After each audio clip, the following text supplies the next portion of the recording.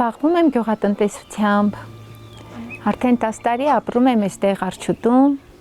քառօրյա պատերազմից եմ տեղափոխվել այստեղ, էլ հետ չենք վերադարձել, այստեղ եմ մնացել, ամուսնությունիցս հետո ես տեղափոխվել եմ Արցախ, այսինքն այնտեղ ունեցել եմ տուն տեղ, ամեն ինչ, բայց այդ կորցնելուց հետո, որ մենք կարողացանք մենք մեր ուժերով իմ ամուսնու հետ ստեղծել ամեն ինչ, ճիշտ է տուն չունենք, բայց փառք Աստծո, տանիք կա գլխներիս տակ, դժվարությունները կա, բայց հաղթահարում եմ ինքս, այսինքն ամեն ինչին լավատեսորեն եմ նայում, կովն եմ կթում,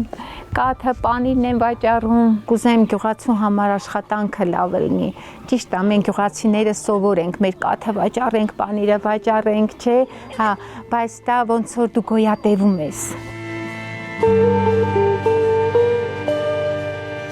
Գյուղացու աշխատանք շատ է, բայց գյուղացին իր միջինն է ստանում, այն չի ստանում, որ հա ամբողջը մի ամբողջ տարի իրան բավական է, կամ ամսվա կտրվածքով իրան հերիք, այսինքն գյուղացին գոյատևում է իր ունեցածով, իր դրած ինչ դրել է, հողին վերցնում է, տարիկա վերցնում է, տարիկա չի վերցնում, տարիկա կարկուտի պատճառով ամբողջ բերքն է փչանում, բերքատու ծառեր ունենք, բալ ունենք, խնձոր ունենք, ընկույզ ունենք, որը երբեք մեզ ընկույզ չի տալիս։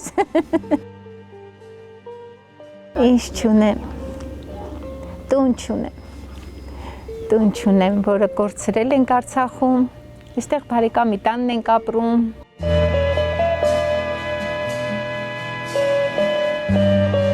Արդեն հարմարվել ենք Արջուտին, այս բնությանը, այս ամեն ինչին, լրիվ հարմարվել ենք, այսա կովերն էլ եկան։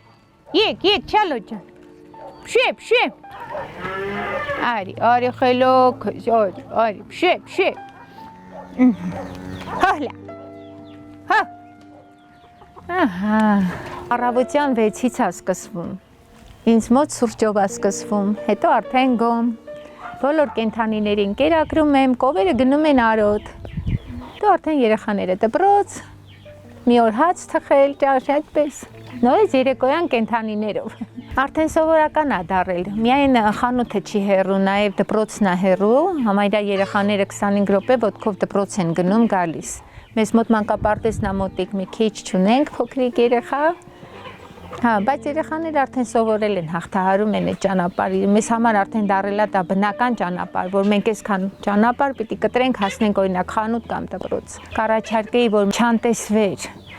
օրինակ մեր դպրոցը ունենք հրաշք դպրոց, արտակարգ դպրոց, բայց չունի դպրոցը սպորտալիչ, չունի լաբորատորիա, որտեղ օրինակ բարձր դասանի երեխաները ֆիզիկայի, քիմիայի դասընթացների ժամանակ կանցկացնեն այդ փորձերը, այդ պրակտիկան, որ իրանք դասը սովորում են, չէ՞ որ պրակտիկան մեծ բան է տալիս։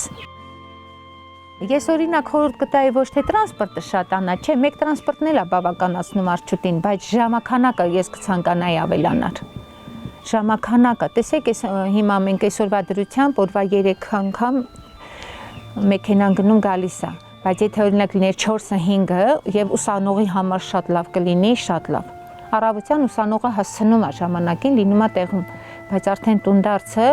ասենք ավարտում է դասը 3-ին, ինքը 2 ժամ սպասում է դեղ դրսում,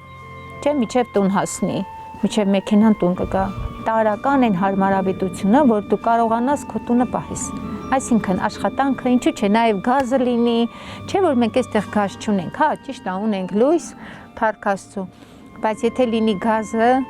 ջեռուցումը լավ կլինի, ամբողջ գյուղում գազ կա, այո, մենք չունենք, քանի որ գյուղի վերջում ենք ապրում։